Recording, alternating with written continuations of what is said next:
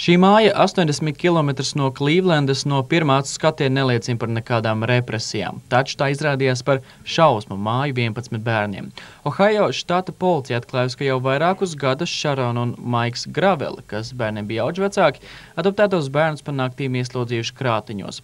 1 metri platie un tikpat augstie dzelzs būri pēc šo personu viedokļu bijis visefektīvākais veids, kā cīnīties ar bērnu neuzvedību.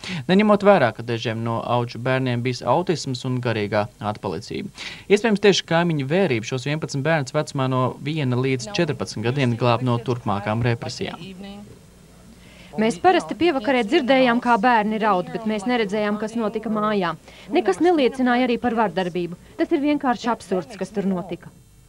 Visi bērni jau nogādā dažādos bērnamos, un šķiet šis varētu būt viens no pēdējo gadu skandalozākajiem tiesas procesiem ASV. Bez tam daudz sociālie darbinieki runā, ka šis gadījums pierāda, cik nekontrolēts strādā Savienoto Valstu adopcijas process. Juris Kursietis, Latvijas televīzija.